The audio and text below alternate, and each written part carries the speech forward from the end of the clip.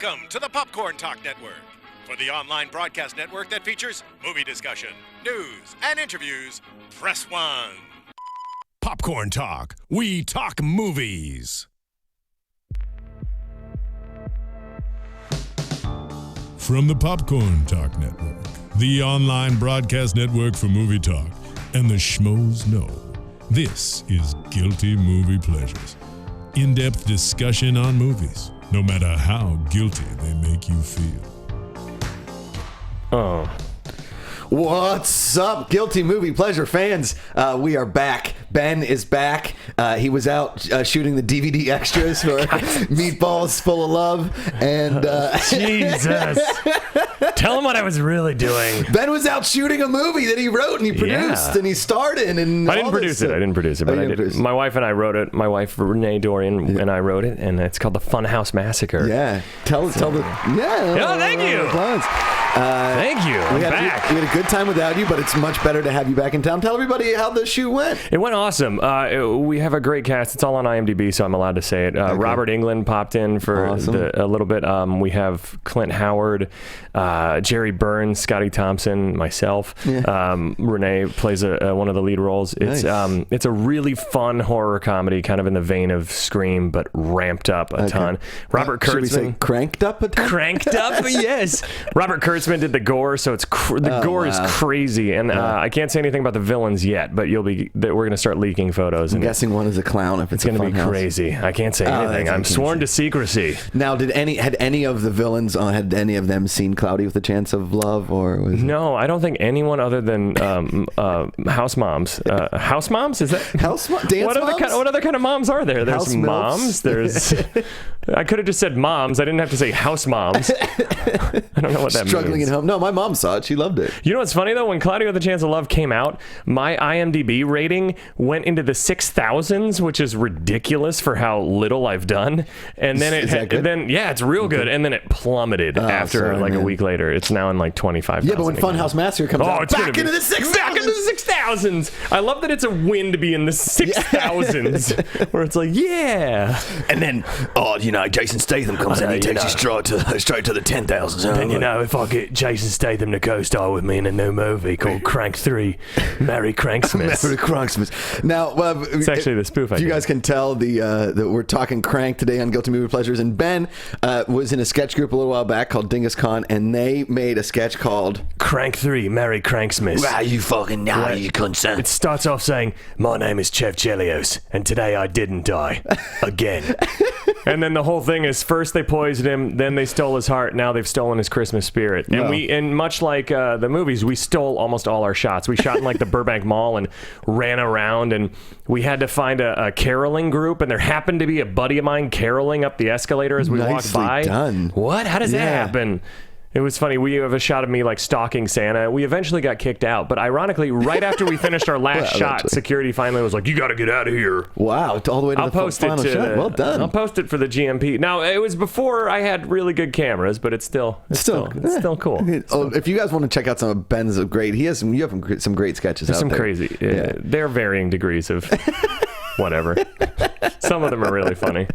All right. Now, I will say, last night... What a shameless intro for me. Yeah, you really just plugged... Well, you plugged yourself. You were away on vacation for a bit. And, I plugged it. Like on vacation, shooting a movie. And, dude, I mean, that's what all the fans are out there. They love to see movies. The fans feel slimed by me by now. Yeah, they were going to have to go get that flag out of the nose with the boogers. Just saying. We're talking today. We are talking Crank. I just tweeted out the link. You guys at Josh Macuga. It's live here. I gotta retweet it, guys. At the Popcorn Talk Network. You guys can watch us live here. We don't. Cody, the intern, if he's watching right now, I'm not sure. I forgot to talk to him before the show. I was kind of in a rush. If he does call in, you can pick it up there. We got sweet Alexis in the back rocking the ones and twos. Everybody. She's a sweetheart. She Thank you. She loves Age of Ultron. I haven't seen it yet, but we won't get into that. So good. I'd never seen Crank until last night. I knew it exists, but I didn't know that there was a Crank 2. This is my second guilty movie pleasure. What? Top 2, it was Mortal Kombat and then Crank. Look at this. Yes. We're setting him up crushing for it. Alexa so she can just hit him out of the park. Yes. So I want to ask you then, because I saw Crank when it first came out, and Did you see it in the theaters? I don't remember. This would be a great theater going experience. I don't think I did. I think I rented it from like 2020 Video when it used to exist, and I thought it was batshit crazy but awesome. For sure. My opinion has changed slightly, but I still think it's awesome. Mm-hmm. I want to know your opinion, having seen it for the first time. What was it like? Well, I think 2006 Josh probably would have gone to see this stoned. For sure, because when this came out in 2006. But 2015, Josh watched this sober on his computer. And I got to tell you, I giggled a bunch, but it was awesome. Yeah. This movie has no fear. Nothing. Like, Jason Statham's like, I'm going to eat glass, and then I'm going to throw myself. I mean, he does everything. He stands up.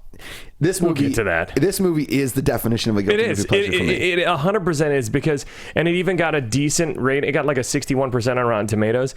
So I feel like this show was built for movies like this, where it's you're watching it, and it's complete trash, but awesome trash. Mm-hmm. Yeah. And it knows it is. That's the thing. That's what makes it so much fun. It pulls no punches. It doesn't apologize for itself ever. There really isn't, besides Amy Smart, I guess, and Pedro from Napoleon Dynamite. Efren Ramirez. Yeah, Efren Ramirez. There isn't really a star, per se, in this movie. Other than Statham, yeah. Yeah, and it's every gangster really plays in a heightened version of a stereotype of a gangster. This is the most racist, just and the Efren Ramirez movie ever. Homophobic informant that Jason Statham has is supposed to be his counterpart. I don't know. They never really even define his role. They just kill him real quick. Yeah, and he doesn't have to be gay. He really doesn't. They just show him with lipstick and a mesh top, and then for some reason he ties bare midriff. I don't get that part. It's not a style thing. Like, it just seemed like they were doing that to be weird. Yes. Yeah. Like, let's just give him this weird thing. Well, we have a bunch of other Latin characters. We need another Latin character. Yeah, we're going to make him gay. I know. And then, like, borderline cross-dressing, but kind of lazy cross-dressing, where it's like he puts lipstick on, but then he wears a mesh top. So it could be just a guy that likes mesh tops. He could be like Eddie Izzard, where he just likes dressing the Bleeding Joe, but he likes the women. So that we're not crossing the line of being full-on. Never go full cross-dresser. Never go full cross-dresser. Because the movie's not ridiculous enough. The movie, because that would be too offensive for this movie, right? Absolutely. Oh, wait. The entire movie it's extremely is one long the outdoor sex scene I got the biggest laugh of, but we'll get into that. I think first we should welcome the fans back with Ben and Josh do the plot in under 2 minutes. I feel like we could do it in under 1 minute. Okay. We have 20 seconds till we can. Are we going at 30? Is that what we're doing on 30, here? so okay. we can go into a minute. We're going to try under a minute. We're going to try under a minute. I mean, it literally has no plot. So I mean, it really doesn't. Ooh, Who's starting? You start. Okay. In 3, 2, 1, go Crank. Chev Chelios wakes up and he's all dazed, and then he gets this DVD that says "fuck you" on it. He puts it in there, and the guy goes, "Hey Chev, I got this thing. It's this synthetic shit that you ain't even gonna know." And he goes, "Oh God!" And then he realizes that he has to keep his adrenaline up to stay alive. He calls his doctor. Based solely on what a doctor tells him. Based solely on the first time slamming the gas into gear, and then calling Dwight Yoakam, right? Yeah. The doctor, and then basically the rest of the movie, he then goes over to these gangbangers to find out where this guy is, and the whole rest of the movie is him just cranking his adrenaline up. He goes to the hospital and gets a massive hard-on, and then runs around cranking nasal spray, cranking epinephrine, cranking cocaine on the ground. Like, you could have just taken a $1 bill and snorted out a thing, but you didn't do it. Cranking by fighting a bunch of gangbangers. Cranking by boner on a motorcycle. Cranking by chopping off a dude's hand with a butcher knife. Machete. Finally cranking it up without a parachute, jumping out of a helicopter and landing on the ground. Did we say cranking up with public sex? Cranking up with public sex. You're just constantly cranking up. He dies. 30.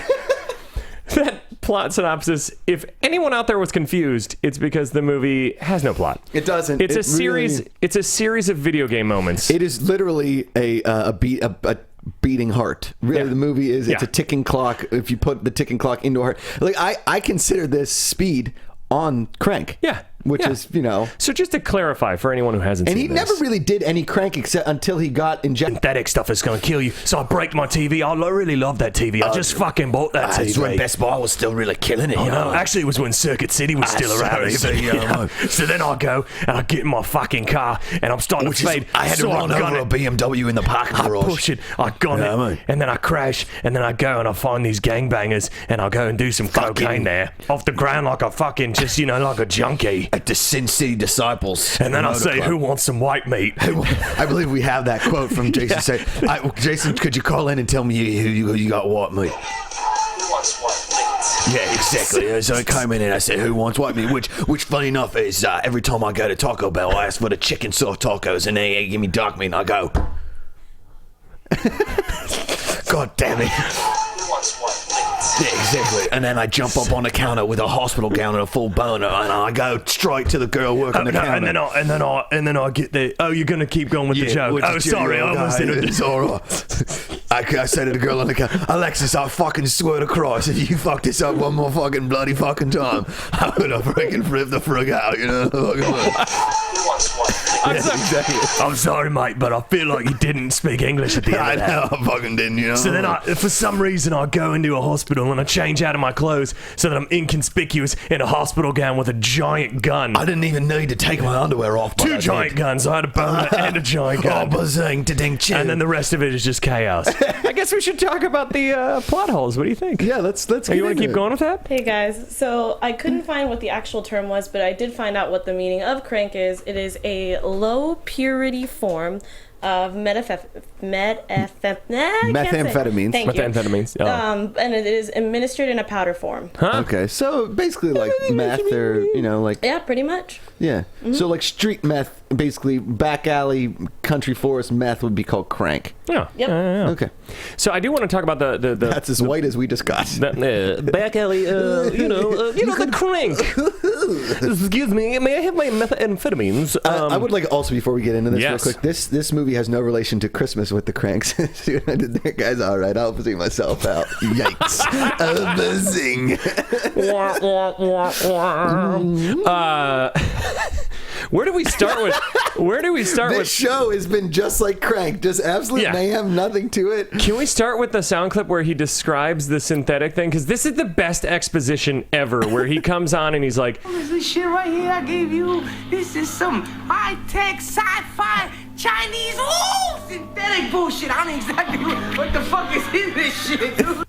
I would have loved if that was the only explanation, if the doctor never explained it, and that's it, the movie said, it's this high-tech synthetic, woo, I don't even know what I put in here. I love the fact that he's talking to Dwight Yoakam on a phone in the airport, and Yoakam's like, more than likely, they gave you this Chinese stuff that you just have to keep your heart. How does he know this? Yes, exactly. Because he's a doctor who deals in crank. He also deals in Christmas with the Crank CDs. And he also deals in traveling somewhere just to get a dual topless massage. And could have got that in L.A. And then come back and gripe about how expensive the flight's going to be. Yeah. It's like, what? Come on, Yoakam, you're better than Yoakam. So that's how the movie starts. Yes. With the most bizarre opening ever. We know for a fact that Jason Statham has temper issues simply by the fact when he gets injected with his first move is to just destroy that really nice TV. Yeah, it's a really nice TV. It's great. And I'll be honest, my TV is one of my prized possessions. I would never, no matter how angry I was, I would go destroy the lamp. Yeah.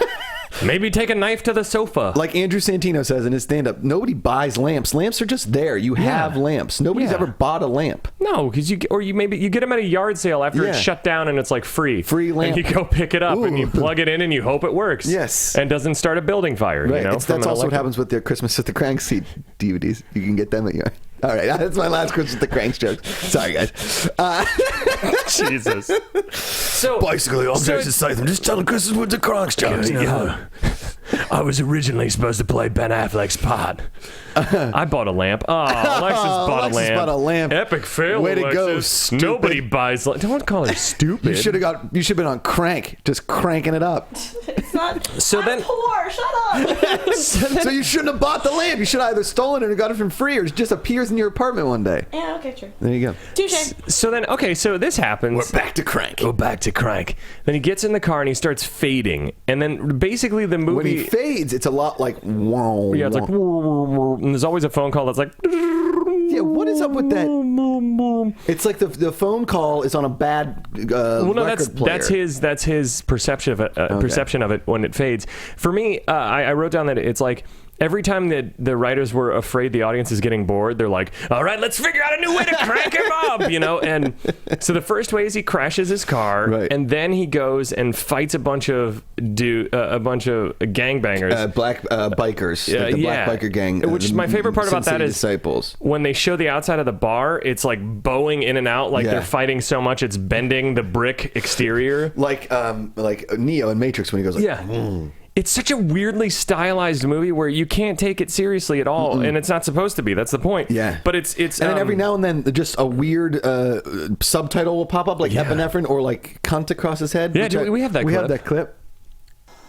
Do you think I've got cunt written on my forehead? Yeah. Which, funnily enough, you know, I asked a girl to prom. She said no. And I was like, I was just joking. What do you think Alexis? It's Frozen. Okay. Well, that was a bad joke. Anyway, all right. We can play I could that just later say on. it. Do you think I got cunt written on my forehead? Wait, do it again. Do you think I got Ding. cunt written on my forehead? Got it. There we go. Nice. I mean, funnily enough, you know, I'm going to London next week, and I believe, you know, I'll probably start developing an English accent. Yeah. Every bar I go to, I'm going to order a beer, and they're going to ask me what kind, and I'm just going to say, Do you think I've got cunt written on my forehead? just pour me a fucking lager. Fucking me. Because you don't care what kind of beer No, it is. I don't care. I'm in fucking bloody London. And then Pour me a fucking beer. And then the English guy just goes, "Well, that was really fucking rude. I mean, we have several beers on tap here in London. We're known for our beers. I mean, I just want to make sure I give you the right beer because they're so polite." And then I respond with, Do you think I've got cunt written on my forehead? Sir, again, I just want to explain to you that we're not trying to offend you. We just want to make sure that, I don't know if you like stouts or if you like lagers. So just, you know, if you could just at least pick a genre of beer, you know, not a genre, but like a taste palette. I don't believe I have to answer that. Do you think I've got cunt written on my forehead? All right, well, then go fuck Do you yourself. have anything to Do you have anything to eat at your bar? Do you? Yeah, we have, we have bangers and mash. I didn't ask what you had. Yes. Yes. That was even more fun than the round robin, turning it into a sketch. Yeah. Oh man. So, but I think we should get to the hospital part. That's Here's one okay. thing about the biker bar, real quick. So I wanna see what other plot holes I wrote on my phone. and I think it's extremely racist that all black biker guys have coke. But let's just for all intents and purposes. Yeah, I mean, the whole movie's racist. Like You we know. said, it's all stereotypes. Right, so he, instead of just taking the bag, he rips the bag open and then just starts just grabbing the coke off that dirty bathroom floor. I can imagine, listen, I've been in some dirty bathrooms before. One of them being at the University of Illinois in Champaign, still to this day the dirtiest bathroom in it. But every bar you go into are gross. Barney's Beanery, I love that place, my favorite bar in the world. But that bathroom is disgusting. Every bar is disgusting. Yeah. And every bar smells like piss and beer and like stale water. Yeah. And not bar, but bathroom. Always. It smells like a dirty beer mug. In the bathroom. When somebody peed in. Yeah. And so he then get an air freshener. It's not that difficult. And they have those little things. I hate those air fresheners. That would be a really good prank. Because if I got an air freshener and I put it in your car and it was like pee bathroom. It was pee bathroom. That would be an air defreshener. Those air fresheners that go off automatically.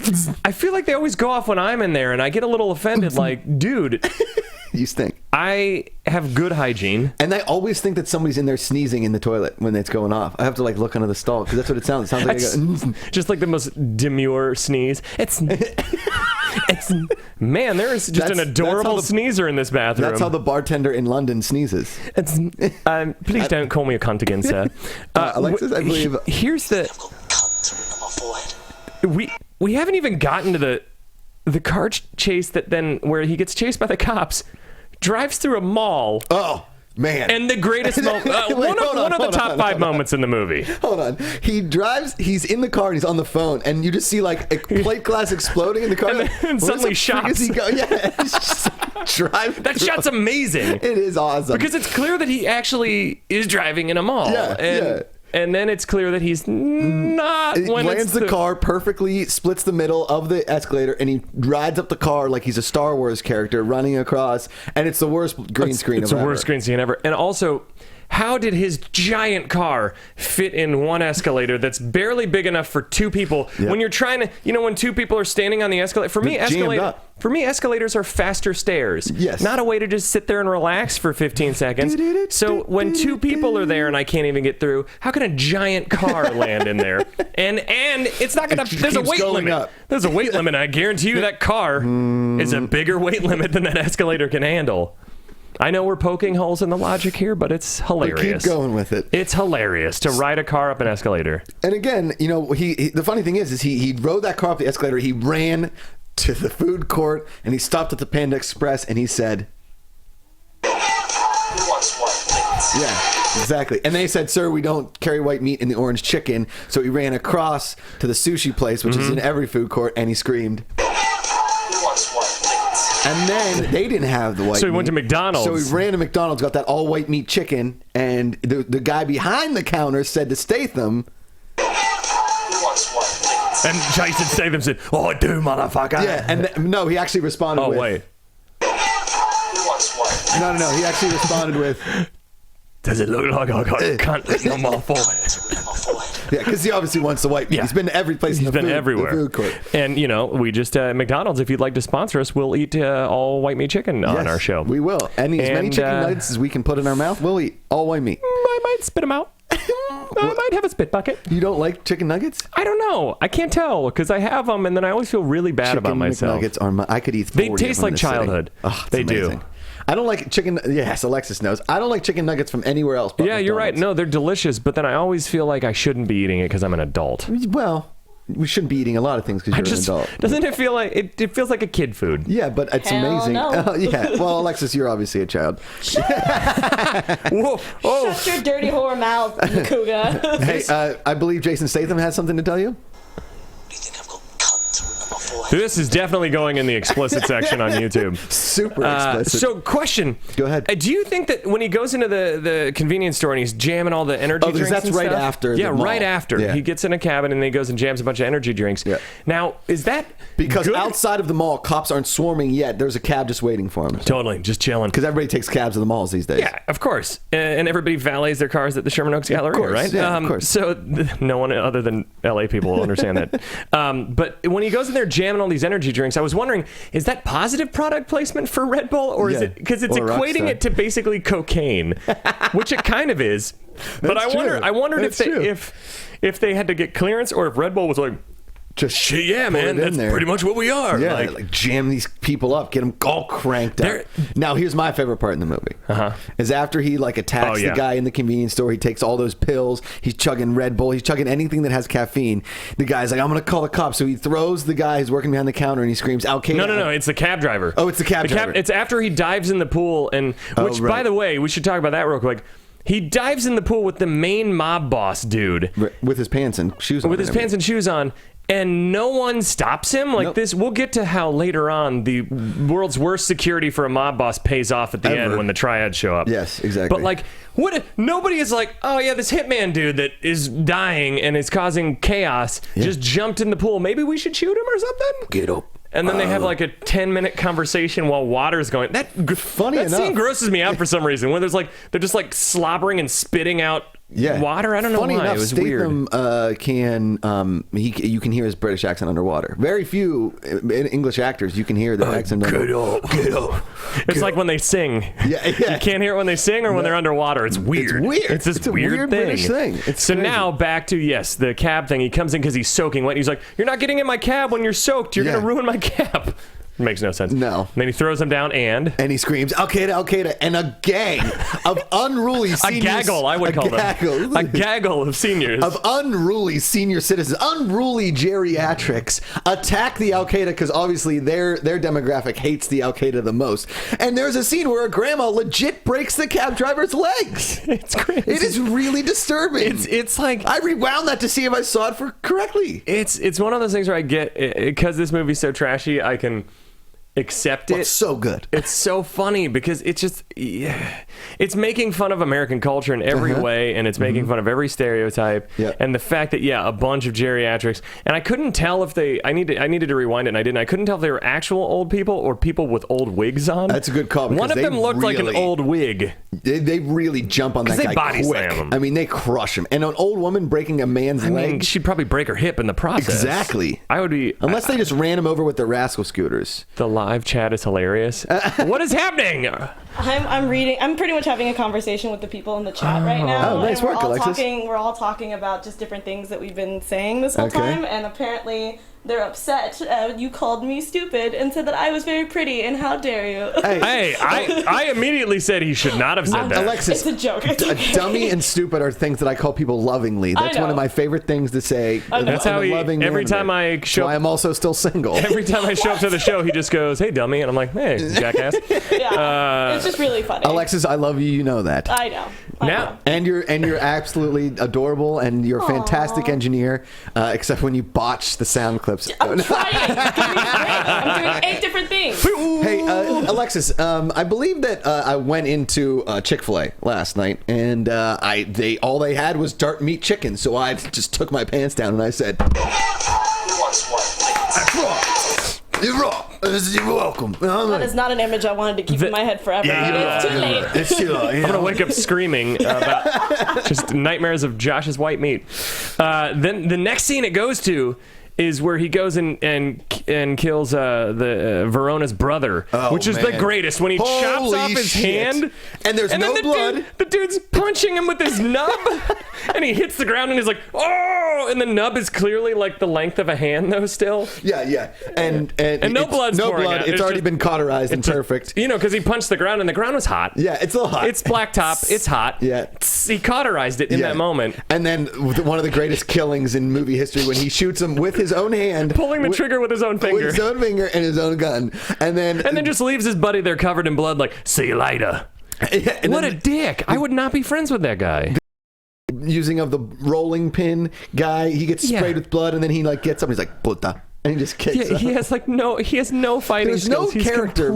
He's just a homophobic stereotype. Yes, is all he 100%. is. But now the brother's dead. He calls what's Moreno? Is that his Verona? I believe? Yeah. The hospital's next. Oh God! So he calls Verona. Verona's getting serviced by a young lady, and for some reason is sweating profusely. Yeah, I mean, I guess that happens. He doesn't even have his pants off. You see, you cut and you think he's going to have. Everybody sweats a lot in this movie. A lot of sweating. I mean, I get it. Verona taking the crank. Yeah, maybe he did. Maybe that's how he gets his rocks going. Maybe rocks going. That's not what people say. So Statham pulls up to the hospital in the cab. You cuts to getting a parking ticket instead of being towed outside of a hospital when the cab is blatantly half on the curb, half on the street. Yeah, because I mean they're lenient. They're like, maybe he's going to come back. Maybe it was an emergency. We're just going to ticket him. Really and truly, if they look at the license plate, maybe they just didn't have that many parking tickets, and they thought, let's give this guy a little break. Before we put the little. Yeah. I mean, it's crank. I like that I didn't just say tow truck. I just made a weird noise. So he goes in the hospital and he goes to the pharmacy. And the guy, and he's like, I need epi, something with an E, and it gets you adrenaline. She goes, epinephrine? Yeah, that's it. Give it to me. First she says England, and we have the most sarcastic, dry pharmacist ever. She's just a bitch to be a bitch. I don't know why I said why I spelled out bitch. In her defense, and I've just some random dude is just like, I'll need epinephrine. Apparently, Jason Statham, in all his years as a hitman, has never walked into a pharmacy and figured out how things work. No. Like, you need a prescription. Epi something. And then the lead singer of Linkin Park, or a member of Linkin Park, hey, nasal spray, epinephrine. It gets you. What does he say? Gets you cranked, or probably get you zipped. Something. So then he's huffing that. And then he goes and he has this weird, sad moment with a dying old guy in the hospital. Yeah, they have like a moment. Like they try and humanize him. Oh, you know what it is? He sees like the last beats of that guy's heart, and he's like, "That's happening to my heart." Oh, that just came to me, guys. That just came to me. And then he steals the dude's robe. Yeah. So now it's just a naked old dude. And I'd like to point out that the cops come in, they search the bathroom and a closet, and if you look at the other closets, there's no closet that he could legit fit in, and then it cuts to him coming out of one of the white closets that has a lever up here that none of the. It's not. There's no continuity in that shot. Awesome. This is the biggest plot. One of the biggest plot holes for me is, why did he change out of his outfit to a medical robe, take his underwear off. Yeah, the underwear's got to go. And then method. Here's the thing. So like, okay, I'm gonna walk down and be inconspicuous, but yet I'm gonna have my giant gun blatantly hanging in my armpit. He's like walking like, no one will notice me if I'm walking, and they're just gonna think I'm a patient who's carrying a fucking hand cannon under my armpit. And I get it. The movie's trashy. It's hilarious. That's so funny to me though that they added that in where it's like, hand cannon is the best. This is how I'll get away from the fucking cops. And then the cops catch him, and instead of he doesn't scream anything at the cops, but what he should have said to the cops, Alexis. Hey, I feel like we got other things we can say other than the C word. We definitely got it, again. but I kind of like this word. Anyway. Yeah, exactly. And then the cops are like, "Hey, buddy, slow down." And then he sees the EMTs. He's like, "Oh no, you fuckers got epinephrine. Just juice me." Yeah, juices him into the elevator. Dennis from It's Always Sunny in Philadelphia. It's Always Sunny in Philadelphia. Oh wait, there it is. There. Do it. Oh yeah. This happens. Come on. Okay. Wait, do it. Do. Juice. Do it. Do it. Come on. Come on. Now, I don't know if you guys know this, but there's a scene in Cloudy with a Chance of Love where Ben goes into a Jamba Juice, and the Jamba Juice cashier is played by a young Italian man from Pittsburgh, Pennsylvania. And do you come into the store and say, "Juice me." Juice me. Excuse me, sir? Juice? Yeah. Do it. All right, come on. And I'm sitting there and I'm thinking to myself, God, this guy really wants his juice. Yeah. And I say, "Sir, would you like strawberry? Would you like banana? Would you like guava? Perhaps a nice pineapple?" And I just say, "Just fucking juice me." And I'm like, "Juice?" Do it.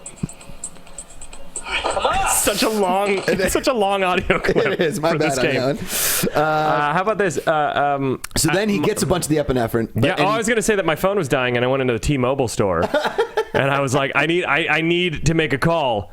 My battery's dying, and they're juice. What do you mean, sir? Juice. You have to take a number. All right, come on. I got real upset because my iPhone. I need it charged. Absolutely. Yeah. I should buy a car charger. It's my own fault. Now, apparently, a couple weeks ago, a guy tried to break into a prison to get O.J. Simpson out, and no. He didn't try that? Oh, I thought I read that wrong. I believe we have a sound clip of him jumping into the jail, though. Juice me. He was trying to get OJ. Right? Excuse me, sir? Yeah, no. Yeah. I heard you. Do it. All right, come on. So I don't understand what that means, sir. Yeah, but apparently they didn't get that, and now this guy's in jail as well. With O.J. Simpson, aka the juice. Rightfully so. He tried to break out O.J. Simpson. Yeah. Of all people, there are other people who. The juice is loose, guys. The juice will never be loose. So now he's got the epinephrine. He got the epinephrine, and he's supposed to take 10 milligrams, and he takes like the whole 90. And then apparently, but in his defense, Jason Statham can do anything he wants. Yeah, of course. And then he gets a raging boner that, from the looks of it, is about 16 inches. Well, you've never had an epinephrine boner. Apparently, it makes you have super cock. Guys, if you want to call in and talk about your epinephrine boner, the number is 1-800. What do I have? Cunt written on my forehead. Yeah, it's a long number. It'll work. Just dial it. Just keep dialing it. And if it asks you to ask for parents' permission to charge it or anything, or like if you have a credit card, just charge it. It'll be fine. Nothing big. We have Alexis's credit card number. It's 3484-7874. What if it was? What if she looked at her card and was like, "What the Jesus. fuck?" Hey, Alexis just said, "Do I can't written on my forehead." Alexis killing us back there today. So now he's running around with a raging hard-on. Yes, and he's running fast. Yeah. Which, by the way, okay, so that moment where he's running and crazy happened to me once, except for the raging hard-on. Yeah. At E3 one year, they were giving out all these samples of energy drinks and stuff. And in the period of 2 hours that I was there, I forgot that I had a 5-hour energy, I had a NOS, I had like several shots of samples. So I had like more caffeine than any human being should ever have in a day, let alone an hour and a half for 2 hours. My heart was like pounding. And I literally, my car was about 7 blocks away, and I ran through the streets like a maniac, faster than I've ever ran to my car. I called my mom, who's a nurse, on the way home, and every time she's talking and I'm not, I'm like, And I feel like my teeth are gonna jump out of my face and just rattle around on the dashboard. And I'm like, Ma, am I gonna die from this? My heart's beating really fast. I'm like, I can't. And she's like, Ben, just go home, drink a lot of water, and just go for a jog. And I'm like, okay, but I feel like it's gonna explode. Like I felt like my heart was gonna explode. Funnily enough, that's what everybody at Coachella looks like. Yeah, exactly. And long story short, I will never do cocaine. If I did cocaine, I'd just be like, well, you'd be Chev Chelios. I'm a Chev Chelios. So he's running with a boner. And then he decides to fuck with a police officer. Yeah. Take is gonna go, hey, what, pig? Oh, come on, pig. Fuck you. And like the cop wouldn't. Why wouldn't the cop attack? He's the world's worst cop. Yeah. He doesn't attack him. Hey, give us my gun. Back. Hey, come on, quit messing around. Let me call this one in. Dave, he's got my gun. Then he throws it, takes the motorcycle, and is riding with a raging boner on a motorcycle. Standing on the motorcycle. Yeah, because he's fading. He starts fading. So he tries just doing like the Titanic. Yes. I'm the king of the world. And then he has to go full king of the world and stand up. And so now he's standing on a motorcycle, full boner. Yeah. Full Titanic. Yeah. Crushes into a thing and flips into a table. And there's two people at the cafe who just stand there and look at him like, huh. Can we get the, is there onions? Yeah. I mean. Can we get some onion? Is there onions in the quesadilla? How much, can we get the pesto on the side of this turkey pesto? Because sometimes, when I'm not allergic, it's just, sometimes it's a little overpowering. It hurts my bowels. Could you ask the chef if the pesto can come on the side? The pesto, or is it built into the sandwich? Sir, there's no sandwich in the world where pesto is built in. Okay, just checking. Has the pesto been baked into the bread? I saw that on a Martha Stewart episode. It sounds delicious. Now, a man with a giant boner has just landed on the table in front of us. Is that going to make the meal take longer? Because we're kind of in a hurry. We got a matinee to catch. Of Transporter 3. Does the chicken have white meat, or is the chicken a dark meat, white meat combo? Let's ask this young British man who just landed on this table if he knows. Do you think I've got cunt written on my forehead? Well, that was incredibly rude. He was just rude. I mean, we are just two upright, standing citizen females. Just to clear up, we're females right now. We were playing females, right? I was playing like an upper class, like I was playing Efren Ramirez, your boyfriend. Oddly enough, it's the same stereotype. This is my favorite episode we've ever done. Okay. Let's see where we are now. Now he's got the raging boner, and then he. Oh, where does he hide the cell phone? Yeah. Because then he picks up his cell phone and calls. He's got the arm cannon, the hand cannon underneath. But the gun's gone now. Yeah. The gun's gone. Gun's gone. But somehow he still has his cell phone after a motorcycle crash where he just has a robe, unless maybe he put it in his sock. Because it's a small flip phone, which apparently everyone... Did you notice everyone in this movie has a flip phone? Or the phone that goes like... Yeah. The slider. They're all like mid-90s. Yeah. Awesome. I love that detail. Well, if you're a terrorist or a gangster, you have to have the You got to have a burner phone. Now we get to one of the greatest parts ever. So he calls his girlfriend, who's played by Amy Smart, and she plays a really dumb character in this movie. She's stupid. She's so lovable, though. Like, here's another stereotype: is like she's blonde and she's dating a dude that's obviously a killer. And she doesn't get it. She thinks he works for insurance or something. Just stop it. Meet me for breakfast. This is how you want to break up. Shut up. I'm just waking up. It's and like she 3 in the afternoon at the breakfast, which is real. Which is real. That's method acting. Her hiccups were real in that moment. You stole fizzy lifting drink. So that's one of my favorite scenes though, where he's like, "We gotta go," and then he dispatches 2 bad guys without her noticing. No. Yeah. And then comes the greatest moment in cinema history in Chinatown. Hands down, the funniest moment in the movie, and hands down, maybe my favorite scene in an action movie ever. And simultaneously, hands down, one of the weirdest, creepiest, funniest sex scenes ever. Because it starts off rapey. It starts off rapey. Yeah. There's a weird shot where like they show him rip off her shirt and a boob hangs out, but it's clearly not Amy Smart because it's just a shot of that. Yeah. And then they never show her boobs again. But she showed her boobs in Road Trip. Yeah, but I feel like this was just like... Because Amy Smart's hot. Because anytime they just show this, I'm always like, that's not theirs. Her boob.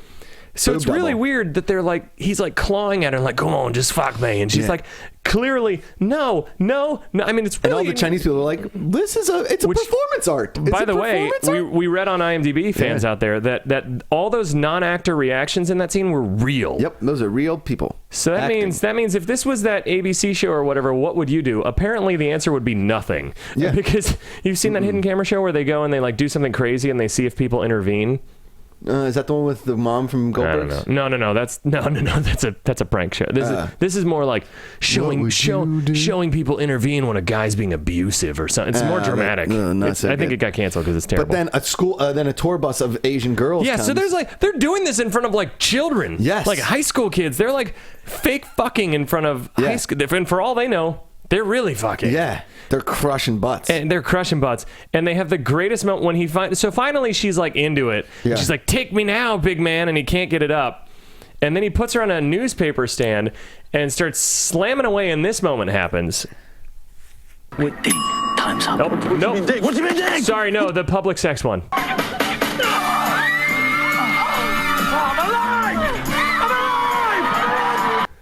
Which, you know what? After I saw Avengers Age of Ultron last night, I stood up in the IMAX laser theater and I said...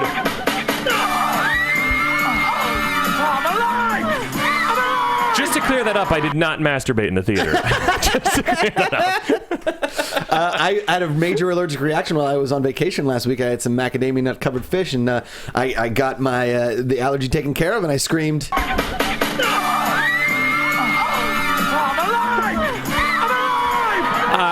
I was swimming in the Bahamas once, and I saw my friends were looking out there as I was in there, and they were staring and pointing at something, and I ran out, and just as I ran out, there was a shark, about 4-foot shark, coming at us, and we missed him by about 10 feet, and I screamed on the beach.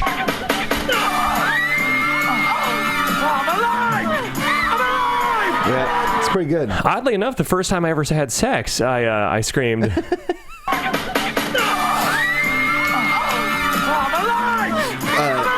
It was in my dorm room, though, and the RA came by and was like, "We get it." And I was like, "I'm 20. And it took a long time." Jason Statham came by and said... I want this to be my ringtone. Anytime a text comes in, I just want it to be like, "I'm alive!" How happy would you be? It's amazing. You wake up to this, you're like, "Fuck yeah!" You know, weirdly enough, the first time I had a chicken McNugget, I was on cloud 9 and I screamed in my mom's minivan.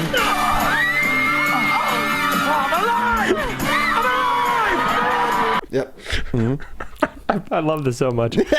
Oh, so my God. So then the public sex scene ends, and now we're getting to the end. But the crazy thing is, he leaves her there. He's like, "Sorry, I gotta go." And just because he finds out that where Verona is, so he's like, "Oh, gotta go," and she's just left there amongst all these people, like panties down, just like, and that's where it got a little weird for me. Where I was like, "Oh, you should have at least like taken her with you and said, here, just go over here," instead of like stand in the middle of these hundreds of people that just saw me ram you. Yeah. And then she follows him. Ta-ta.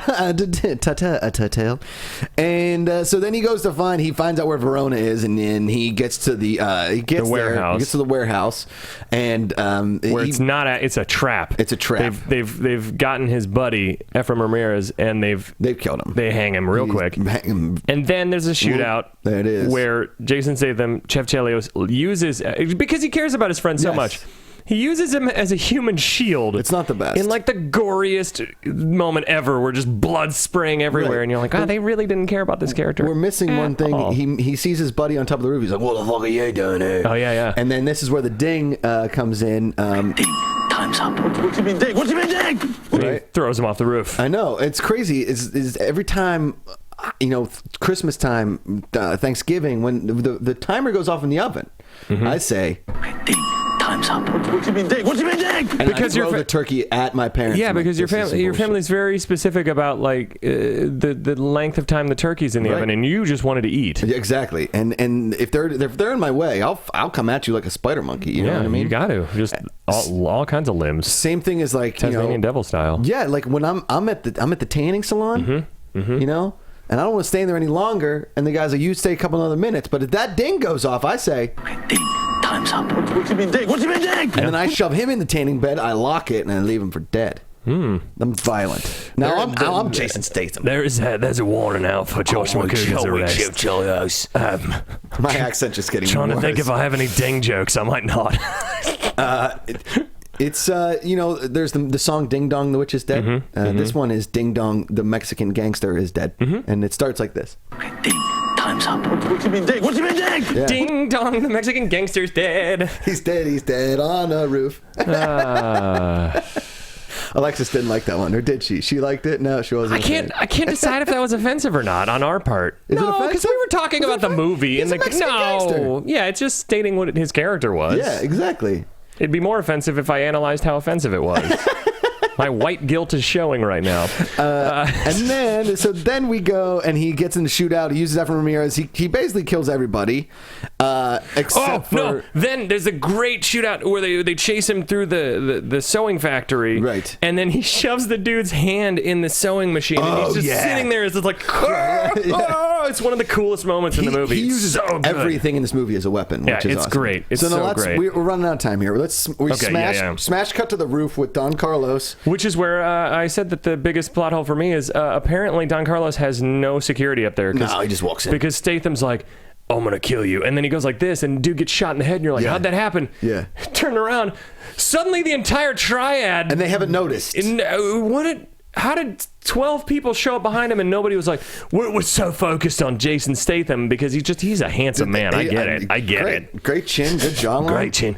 Great half-bald head. Yeah, they float up? I don't know. They were just standing there. They were just standing there in the lobby or like the pool area. No one noticed.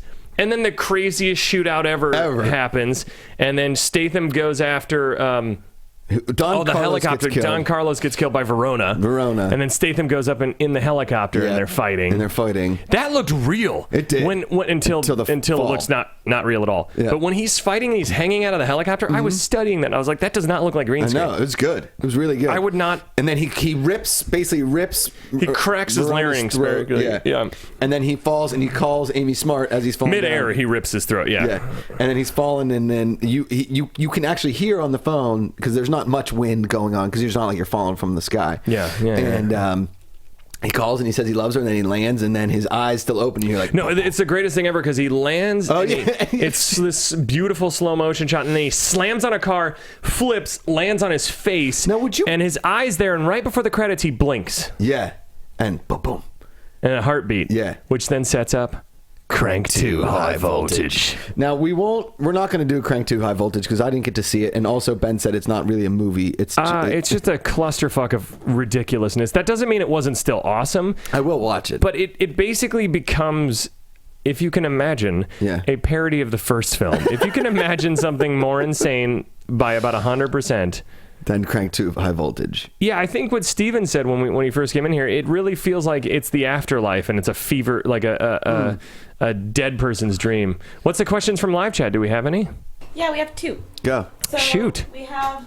Why is Ben back? I hate him. No, they love you. He didn't get the sequel to Cloudy with a Chance of Love. We have one from Cloudy. I'm That Guy, KJ. Okay. He said, who do they see taking over the Crank franchise, referring to the end of Crank 2 for a Crank 3?